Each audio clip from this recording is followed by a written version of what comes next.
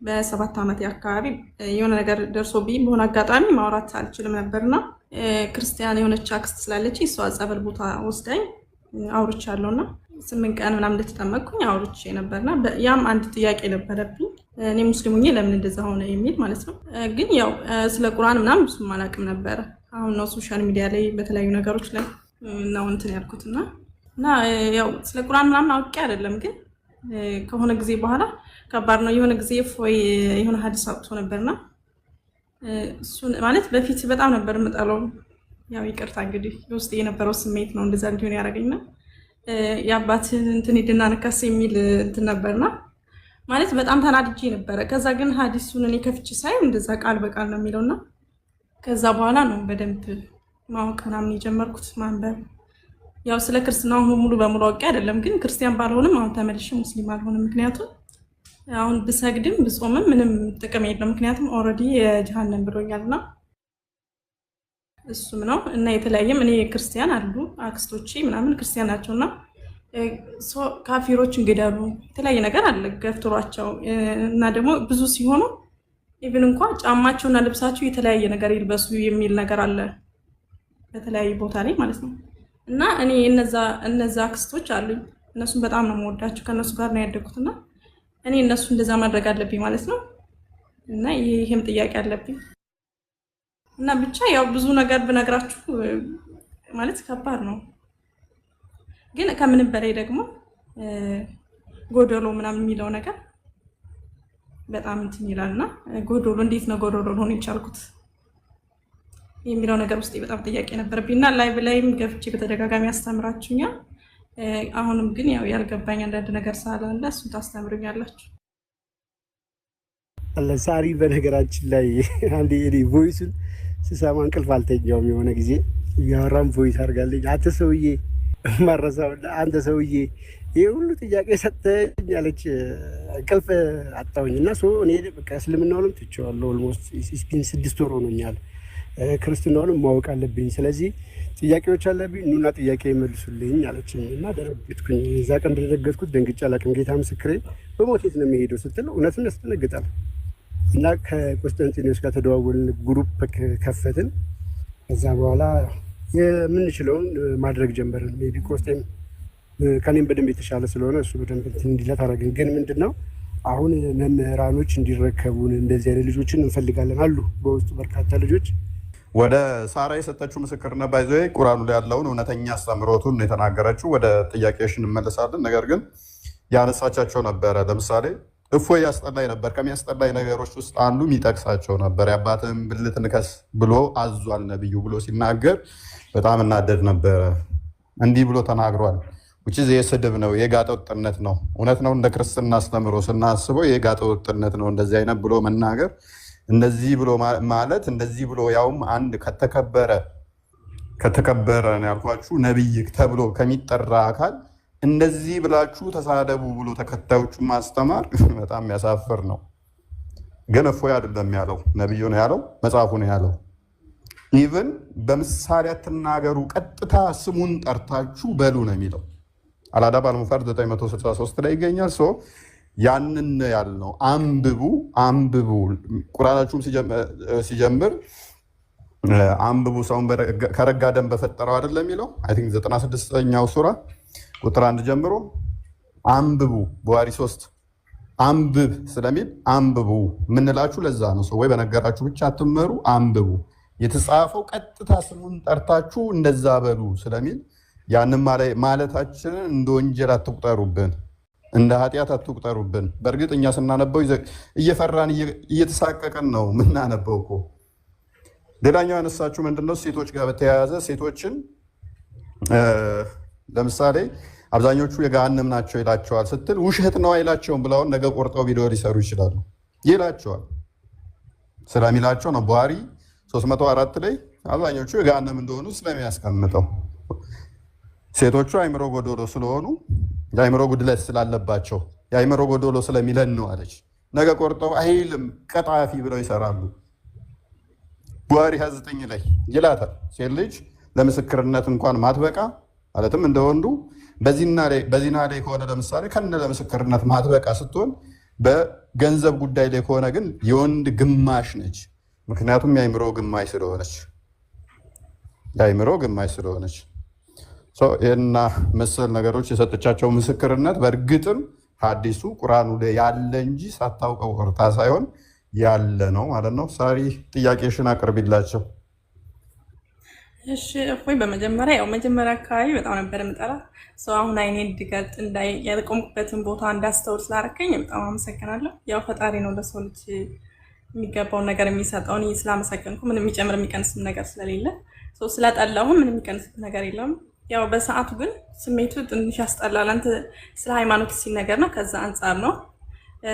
አሁን ወደ ጥያቄ ሲሄድ የመጀመሪያው ማለት በስምናም ሆኜ ለማመንም ለመስማትም የማልፈልገው አሁን አምላክን እንዴት ነው ሊገረፍ የሚችለው?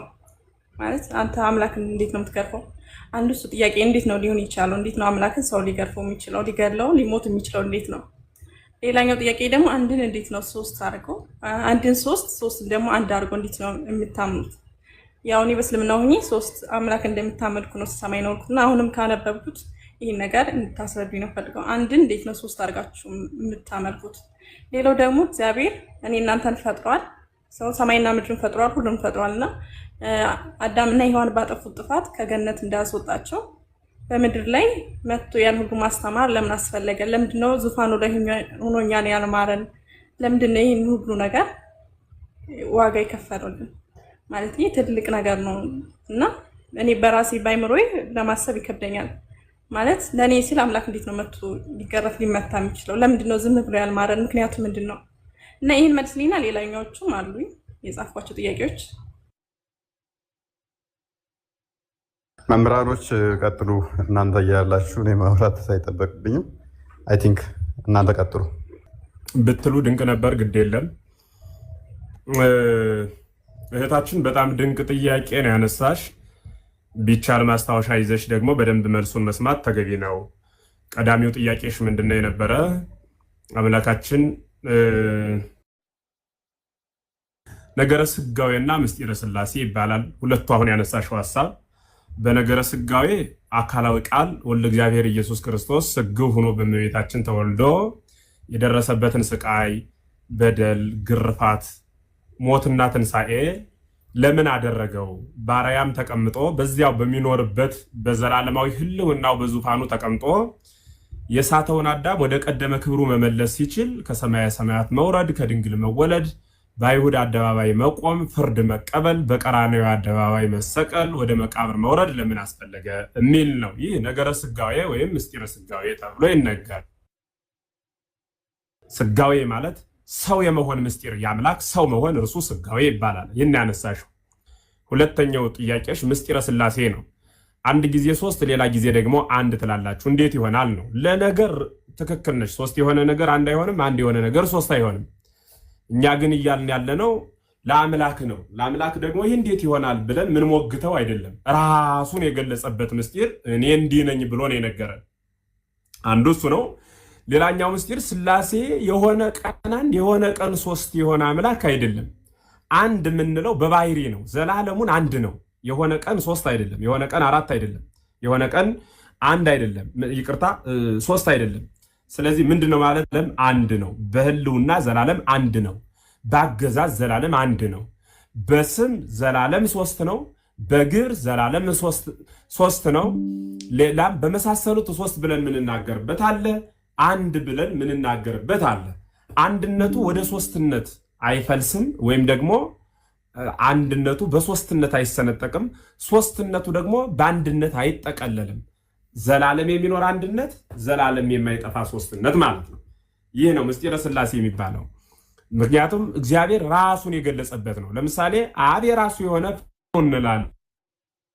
እንዲህ ያለ ማለት ግን አብ የራሱ የሆነ ፍጹም ገጽ፣ ፍጹም መልክ፣ ፍጹም አካል አለው አለ ማለት ግን አብ የራሱ ልብ፣ የራሱ ቃል፣ የራሱ እስትንፋስ አለው እያልን አይደለም።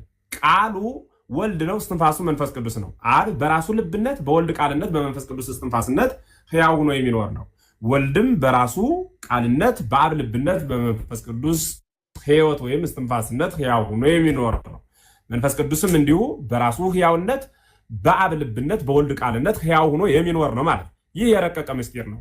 እንዴት ይሆናል ካልሽኝ ይህ የሚታመን ነው። እንዴት ለምን እንዲህ ትሆናለህ ብለን ምንሞግተው ለምን እንዲሆንክ ብለን ምንከራከረው አይደለም። ለምን ከተባለ ይህ ምስጢር እግዚአብሔር ነው። ምስጢር እግዚአብሔር ደግሞ ከሰዎች ሕሊና የተለየ በራሱ የሚወሰን ስለሆነ ራሱ በገለጸልን መጠን እንዲያናምናለን። ለምን እኛ ባሰብነው ልክ ሆነ ሲባል ከተባለ የፈጠረን እርሱ እንጂ እኛ አይደለንም። ያው ያለውት የፈጠርነውን ይህን ያህላል ይህን ይመስላል ብለን ልንናገርለት እንችላለን። ለምሳሌ ለምን ይህን ያህል ክብደት ሆነ፣ ለምን ይህን ያህል ኪሎ ሆነ ብለን መናገር እንችላለን። ለምን ከተባለ ያን ኃይል ያን አካል ያመጣ ነው እኛ ስለሆን ማለት ነው። እኛ ስለሆን ኔትወርክ ቀይ ያበራብኝ ነው። እንደሚሰማ ግን ምልክት ስጡ። ኮሜንቱም ዝግ ስለሆነ ይሰማል አይደል? ክርስቶፎር ይሰማል። በጣም ድንቅ። ስለዚህ የሆነ እኛ አይደለንም ያመጣ ነው፣ ያመጣን እርሱ ነው። እርሱ ደግሞ ሲያመጣን በባህሪ በህልውና በአገዛዝ በስልጣን በመለኮት አንድ የሆንሁ ዳሩ ግን ደግሞ ሶስት አካላት ሶስት ግብር ሶስት የሆነ ደግሞ ስም ያለኝ ነኝ ብሎ ሶስት አካል ያለኝ ነኝ ብሎ ራሱን ለቅዱሳን በገለጸበት ምስጢር በዚያ የምናመልከው ነው ማለት ነው። ምስጢረ ሥላሴ የሚባለው ይሄ ነው። ይህ ማለት ግን ሶስት አማልክት አለን ማለት አይደለም። ሶስት አካላት አለን እንጂ አምላክ ግን አንድ ነው። ሶስት አካል ሆኖ እንዴት አንድ አምላክ ይሆናል ካልሽኝ፣ ሶስት አካል ሆኖ አንድ አምላክ የሆነ እርሱ ብቻ ነው። ልብ በይ። ሶስት አምላክ የሆነ ደግሞ አንድ አምላክ ማለት ሶስት አካል የሆነ ደግሞ አንድ አምላክ የሆነ እርሱ ብቻ ነው ማለት ነው። ማን ከተባለ እርሱ እግዚአብሔር ነው ከምንለው ጸሎታችን አንዱ ሊቃውንቱ ሲተረጉሙ ምንድነው? በቅድስት ሥላሴ ማለት ልዩ ሶስት ማለት ነው። ልዩ ሶስት ማለት ከሌላ ሶስት ጋር የማትገጥም ማለት ነው።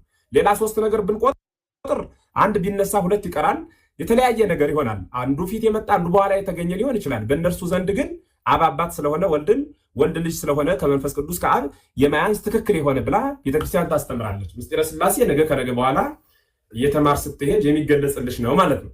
ወደ ነገረ ሥጋዌ ስመጣ ለምንድን ነው አዳም በደለ? አዳም ከበደለ በኋላ ቃል ገባለት፣ መጦ ተወለደ። መጦ ከሚወለድ ቃልም ከሚገባ ዝም ብሎ ባለበት አያድነውም ነበር ወይ ብለሽ ላነሳሽው ጥያቄ ረቂቅ ምስጢር ነው ያለው። ይህ ምስጢር ምንድን ነው? አዳም አትብላ የተባለውን ዕፀ በለስ በላ። ይህን ዕፀ በለስ ሲበላ ከመብላቱ በፊት እግዚአብሔር ትእዛዝ ሰጥቶታል ለአዳም። ኦሪት ዘፍጥረት ምዕራፍ 2 ቁጥር 17 ስታነቢ ወይቤሎ እግዚአብሔር ለአዳም እምኩሉ ዕፅ ዘሃሎ ውስተ ገነት ብላ ወምጽእፅ ዘታሪቡ ሰናይ ወእኩይ ትብላ ምንውስ መበለት ትበልም ወተት መውት። በአማርኛ ልተርጉመው። እግዚአብሔርም አዳምን አለው በገነት ያለውን ሁሉ ብላ፣ ይችን ዕፅ ግን እንዳትበላ፣ ብትበላ የሞት ሞት ትሞታለህ ብሎ ነገረው። ልብ በሉ አትብላ፣ ብትበላ ደግሞ የሞት ሞት ትሞታለህ አለው። ማን ነው ባዩ? እግዚአብሔር። የሚባለው አካል ማን ነው? አዳም ነው። አዳም አሁን ይችን እንጨት በላ። እግዚአብሔር መሐሪ ነው። ልብ በሉ፣ እግዚአብሔር መሐሪ ነው። እንዳይምረው የሞት ሞት ትሞታለህ ብሎታል። እንዳይገለው መሐሪነቱ ሊቀር ነው። ልብ በሉ፣ እንዳይምረው ፍርዱ ሊታጠፍ ነው። ደግሞ እንዳይተወው ደግሞ የሞት ሞት ትሞታለህ ብሎታል። እግዚአብሔር መሐሪነቱም የማይቀርበት ፍርዱም የማይቀርበት ቀጭን ጎዳና አበጀ ማለት ራሱን ሰው አደረገና የአዳምን ሞት በራሱ ተሸከመና ነሳ ደዌነ ወጾረ ሕማመነ እንዲል ኢሳያስ ደዌያችንን ያዘ ሕማማችንን ተሸከመ እንዲሉ ነቢያት የአዳምን ደዌ አድርጎ የአዳምን ፍርድ በራሱ ላይ ተሸከመ። ይህ ማለት እንደ መሐሪነቱ አዳምን ማረው፣ እንደ ፈራጅነቱ ፍርዱን በራሱ ላይ ተሸከመ። አምላክ ለምን ተደበደበ? ለምን ቆሰለ? ለምን በፍጡር እጅ ወደቀ ሲባል አዳምን የሞት ሞት ትሞታለህ ስላለው የአዳምን ሞት ለመሸከም በራሱ ላይ ራሱን ሰው አደረገ ማለት ነው። ቃል ስለገባ አይደለም፣ የሆነ ነገር ስለሆነ አይደለም። የሞት ሞት ትሞታለህ ስላለው የአዳምን ሞት ሞተለት። እንደ መሐሪነቱ ማረው፣ እንደ ፈራጅነቱ በራሱ ላይ ፈረደ። ግልጽ ነው አይደል እህቴ? እንደ ፈራጅነቱ የፈረደው በራሱ ላይ ነው። እንደ መሐሪነቱ የማረው ማንን ነው? አዳምን ነው ማለት ነው። ይህ ምስጢር የተራቀቀበት ነው። ነገረ ሥጋዌ የሚባለው ያ ነው። የእግዚአብሔር ቸርነቱን የምናደንቅበት ፈጣሪ ሲሆን በፍጡር እጅ። እንዲሁም አበው ሲተረጉሙ እግዚአብሔር ዓለምን ከፈጠረበት ጥበቡ ይልቅ ሰው ሆኖ ያዳነበት ጥበቡ እጅጉን ይረቃል ይደንቅማል ይላሉ። ምን ማለት ነው? ዓለምን መፍጠር የፈጣሪ ስራ ነው። ዓለምን መመገብ፣ ዓለምን ማሳለፍ፣ ዓለምን ማኖር የፈጣሪ ስራ ነው። አይደንቅም? የአንበሳ ስራው መስበር፣ መግደል፣ መብላት ነው በጎችን ሲያገኝ። ይህ አንበሳ ስራ ነው። በግ ውስጥ ግን ገብቶ በጓ አንበሳውን እየመታችሁ ወይም ደግሞ እየወጋችሁ ሲያለቅስ ብናገኘው ግን እንደነቃለን። ምክንያቱም የእርሱ ኃይሉ መብላት መስበር ስለሆነ። አሁን የተደነቅነው ዓለምን በመፍጠሩ ሳይሆን መፍጠርማ ግብሩ ነው፣ መፍጠርማ ባህሪው ነው። የተደነቅነው በፈጠረው ፍጡር ውስጥ ውህድ ሆኖ መጥቶ ተገኝቶ የፍጡርን ስጋ ተሸክሞ ዓለምን ማንቀጥቀጥ ሰማያትን መክፈት የሚችለው አምላክ እርሱ ግን ተጠማሁ እያለ ኤፍራጥስና ግዮንን የፈጠረ አምላክ የተጠማበት ምስጢር የተራቀቀበት ይህ በደለ አዳምን የተሸከመበት ምስጢር ነው ማለት ነው። ስለዚህ ሐሳቤ ግልጽ ከሆነ ለምንድን ነው ግን ሰው የሆነው? ለምንድን ነው ግን የተደበደበው? ለምንድን ነው ግን የወደቀው የተነሳው? ለምንድን ነው ግን መከራ የተቀበለው ከተባለ ይህ ሁሉ ምስጢር የተከናወነው በአዳም ላይ የፈረደውን ፍርድ በራሱ ለመሸከም ነው። ባይሸከመውስ ምን ይመጣ ነበር ቢሉ በአዳም በራሱ ላይ ይፈርድበታል። በአዳም ፈረደበት ማለት ደግሞ መሐሪነቱ ይቀራል ማለት ነው። ቢምረውስ ከተባለ ደግሞ ፍርዱ ይታጠፋል። ስለዚህ እግዚአብሔር ፍርዱ እንዳይቀርበት በራሱ ላይ ፈረደ፣ መሐሪነቱ እንዳይቀርበት በአዳም ላይ ምሕረት አወረደ። ይህ ምስጢር የተፈጸመበት ነገረ ሥጋዌና ምስጢረ ሥላሴ ይባላል። በአጭር ሲገለጽ ቤተክርስቲያን የነገረችን፣ ቤተክርስቲያን ያስተማረችን፣ ከአበው ያገኘነው፣ ከመጻሕፍት የተረከብነው ይህ ነው። በደንብ ሲበራራ ደግሞ ውስጣዊ ሐሳብ ስላለው በአንቺ ሐሳቤ ከብዶሽ ከሆነ አቅለው በሐሳብሽ ልክ ደግሞ ወንድሞች ይነግሩሻል።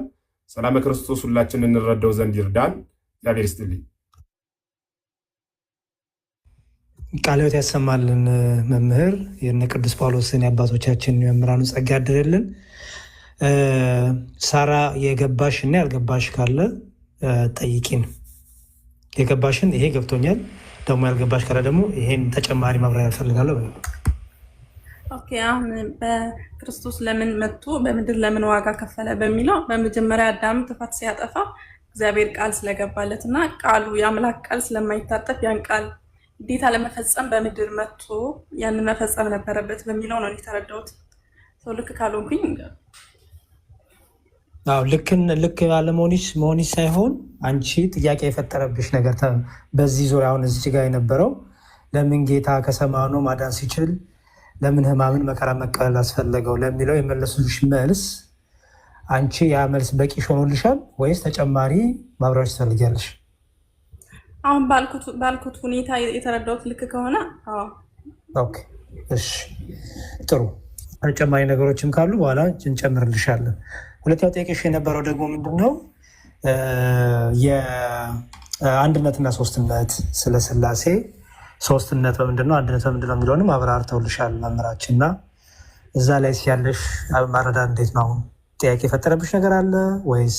አዎ፣ እሱ ላይ ማለት ምንም አልተረዳሁም ማለት ይቻላል። አሁን ለምሳሌ አምላክ አንድ ሆኖ እያለ ሶስት ሆነ፣ ከዛ ደግሞ መልሶ አንድ ሆነ፣ ከዛ ደግሞ ቃሉ ነው የእግዚአብሔር ቃል ነው ኢየሱስ የእግዚአብሔር ቃል ነው ይላል አይደል? እንዴት ነው የእግዚአብሔር ቃል ከዛ ሰው ሆነ፣ ከዛ ደግሞ አሁን ምንድን ነበር ያልከኝ? ሶስት ሆነ ከዛ አንድ ሆነ። እሱ አልገባኝም። እንደገና ደግሞ በመጽሐፉ ላይ እኔ አንድም ሶስትም ነኝ ብለዋል። ማለት አሁን ኢየሱስ በምድር ሲያስተምር ለ12ቱ ሐዋርያት እኔ አንድም ነኝ ሶስትም ነኝ ብለዋል። ልክ አሁን እንደተረዳሁት እንዳስረዳችሁ መጽሐፉ ላይ ያለ ማለት በዛ አንግል ነው እንደዚህ እየተባለ ያለው እና መሆር ደግሞ መጽሐፉ ላይ ብታሳዩኝ እና ብረዳው በጣም ደስ ይለኛል። ኦኬ፣ እሺ። ሌላው ይቅርታ ስልክ እየገባብኝ ነው። እሺ፣ የመጀመሪያው ማወቅ ያለብሽ ነገር በደንብ ስሚኝ ሳራ። አምላክ በእኛ ጭንቅላት ምሳል በእኛ ጭንቅላት ይሄ አምላክ እንዲህ ቢያደርግ እንዴት ይሆናል፣ እንዲህ ቢሆን እንዴት ይሆናል የሚባል አይደለም። አምላክ በራሱ አምላክነት ባህሪው አንደኛው ምንድነው? ከአይምሮ ከጭንቅላት በላይ ነው። ለጭንቅላት የተመቸሽ አምላክ ካለ እርሱ ጣዖት ነው የሚሆነው። ኦኬ፣ አምላክነት ያሰኘው አምላክ ራሱ ያሰኘው አንደኛው ባህሪው ምንድነው? ከአይምሮ በላይ ሆኖ አንቺ ግን አማኟ በእምነት የምትረጁ ነው፣ በእምነት የምትቀበዩ ነው። ኦኬ፣ ራሱን ይገልጣል እሱ በወደደው፣ አማኙ ያን አምላክ በገለጠበት ራሱን ይረዳል። አምላክ ራሱን ሲገልጥ አማኙ ግን አይ አገላለጥ ለጭንቅላቴ አልተመቸኝም፣ አገላለጥ ግን ትንሽ ለጭንቅላቴ ከብዶኛል ካለ ያ አማኙ የሚፈልገው ቀላል አምላክ ጣዖታት ነው የሚፈልገው ማለት ነው። አምላክ ደግሞ ከዛ ባህሪ የወጣ ነው። ስለዚህ እሱን በደንብ ልታስተው ያስፈልጋል። ኦኬ ሰው እኛ የምናወራው እግዚአብሔር ስለ ክርስቲያኖች በመገለጡ እግዚአብሔር ራሱ እንዴት ገለጠ ትልቁ ይሄ ነው። በቃ ሶስትነት አንድነት ስንል አሁን አንቺ እንደለመድሽው ወይ እንደለመር ነው በተለምዶ 1 2 3 ከዛ ደግሞ አንድ ሲታሰብ በአይምሮ 1 እና 3 እኮ ምናምን ታያለሽ አይደል? ይሄ አይምሮ ነው የሚለው። ታዲያ 1 እና 3 ሲባል ግን እንደዚህ እንደምንቆጥረው ዓለማዊ ቁጥር እንደምንቆጥረውና 1 3 እያልን አንድነትና ሶስቱን ስንል ምን ማለት ነው ሲባል ሶስትነቱ እንዴት ነው እግዚአብሔር የገለጠው? አንድነቱ እንዴት ነው የገለጠው? እኛ በሚቀለን መልኩ ሰዎች በሚረዱት መልኩ ስናብራራው እሱን ላሰማሻው። የመጀመሪያው እግዚአብሔር ሶስት ነው ስንል እግዚአብሔር ሶስት መለኮት ነው እያልን አይደለም። እግዚአብሔር ሶስት ነው ስል ራሱን በምንገለጠልን በስም ሶስት እንደሆነ ገለጠልን። ማን ብሎ? አብ፣ ወልድ፣ መንፈስ ቅዱስ። እግዚአብሔር አብ፣ እግዚአብሔር ወልድ፣ እግዚአብሔር መንፈስ ቅዱስ። በብሉይ ኪዳን እግዚአብሔር እያሉ ይጠሩታል አባቶቻችን። በሐዲስ ኪዳን ደግሞ ልጁን ገለጠልን። ልጁን በመግለጡ ደግሞ እግዚአብሔር አብ እንደሆነ ወይም አባት እንደሆነ፣ ወልድ የሚባል ልጅ እንዳለው፣ መንፈስ ቅዱስ የሚባል ደግሞ ሕይወት እንዳለ፣ ሰራጺ እንዳለ ደግሞ ተማርን ማለት ነው። እግዚአብሔር ራሱን ገለጠልን። ስለዚህ በስም ሶስት ነው እንላለን። በምን? አብ፣ ወልድ፣ መንፈስ ቅዱስ በስም ሶስት። በደንብ አስተው የምናገረው እንዳለ ይህን የምናገረው መጽሐፍ ቅዱስ እትሻለሁ። ከዛ እግዚአብሔር በግብር ደግሞ ሶስት ነው። በግብር ሶስት ነው ማለት ነው። አብ አባት ነው። አብ ልጅ አይደለም። አብ አባት ነው። የባህሪ ልጅ አለው። ማን የሚባል? ወልድ የሚባል። ኦኬ የባህሪ ልጅ ማለት ነው አብን መስሎ አብን አክሎ አብን ተካክሎ ከአብ እኩል የሆነ ማለት ነው። ኦኬ የባህሪ ልጅ ይባላል። ወልድ። ከዛ ደግሞ መንፈስ ቅዱስ አለ። ከአብ የሚወጣ ከአብ የሚሰርጽ ወይም መንፈስ ቅዱስ የአብና የወልድ ሕይወት እስትንፋስ የተባለው ማለት ነው። ስለዚህ በግብር ሶስት ነው ማለት ነው። አብ ወልድ አይደለም፣ ወልድ አብ አይደለም። ስለዚህ ስንት አካል አለ አለ? ሶስት አካል አለ ማለት ነው። ስለዚህ አብ ወልድ ስላልሆነ አብ የወልድ አባቱ ነው፣ ወልድ የአብ የባህሪ ልጁ ነው። ምክንያቱም ኢየሱስ ክርስቶስ በመጽሐፍ ቅዱስ አንተ ማነ ሲሉት እኔ የአብ ልጅ ነኝ ይላል። አስተውይ። አንተ ማነ ሲባል እኔ የአብ ልጅ ነኝ ይላል። ከዛ ደግሞ እኔ ደግሞ የሰው ልጅ ነኝም ይላል ጌታ። የሰው ልጅ የተባለው ለምንድን ነው? ከድንግል ማርያም ስለተወለደ በስጋ ማርያም ስለተገለጠ የሰው ልጅ ይባላል። ግን ደግሞ አስቀድሞ እሱ ታዲያ የት ነበረ ቢባል በክብሩ ከአባቱ ጋር ነበረ። ይህንን ደግሞ ሲናገር እኔ ከአባቴ ዘንድ ወጥቼ መጥቻለሁ አለ ጌታ። ጥቅሶቹን አሁን እሰጥሻለሁ ማለት ነው። እኔ ከአባቴ ዘንድ ወጥቼ መጥቻለሁ አለ። ስለዚህ አባቴ ብሎ ይጠራዋል አብን። ራሱ ወልድ። መቼ ነው አባቴ ያለው? ከድንግል ማርያም ሲወለድ አይደለም፣ አስቀድሞ አባቴ ነበር እያለ ነው ጌታ። ስለዚህ በግብር ሶስት ነው ማለት ነው። አብ የወልድ አባት ነው። ወልድ የአብ የወልድ አባት ነው። ወልድ የአብ ልጅ ነው። መንፈስ ቅዱስ ሰራጺ ነው፣ ከአብ የሚወጣ ነው እንዳለ ማለት ነው። ይሄ ግብር ምን ነው? ከዛ ደግሞ የስም አለን፣ ግብር አለን፣ ከዛ አካል አለን። የአካል ሶስትነት ማለት አብ አካላዊ ነው። አብ አካላዊ ነው ማለት እኔነት አለው ማለት ነው። እኔ ባይ ነው ማለት ነው። ኦኬ ፐርሰን ነው ማለት ነው። ወልድም አካላዊ ነው፣ እኔ ባይ ነው። መንፈስ ቅዱስም እኔ ባይ ነው። ኦኬ ስለዚህ ሶስት አካል አለ ማለት ነው። ሶስት ስም፣ ሶስት ግብር፣ ሶስት አካል። እስካሁን ድረስ አስተዊ ሶስት መለኮት፣ ሶስት አምላክ አላልኩም። እሺ እስካሁን እያወራ ያሉት ምንድን ነው? ግብር አባት፣ ልጅ፣ መንፈስ ቅዱስ ሰራጺ፣ ስም አብ፣ ወልድ፣ መንፈስ ቅዱስ። ከዛ ደግሞ ምን አልኩሽ? ስም አካል እና ግብር። አካል ደግሞ አብ ፍጹም አካል ፍጹም ገጽ፣ ወልድ ፍጹም አካል ፍጹም ገጽ፣ መንፈስ ቅዱስ ፍጹም አካል ፍጹም ገጽ፣ እኔነት ማለት ነው አለ። ወደ መለኮት ስትመጪ ግን ወደ አምላክነት፣ ወደ መለኮትነት፣ ወደ ፈጣሪነት፣ ወደ ገዢነት፣ ይህን ዓለም ወደ መፍጠር፣ ይህን ዓለም ወደ ማሳለፍ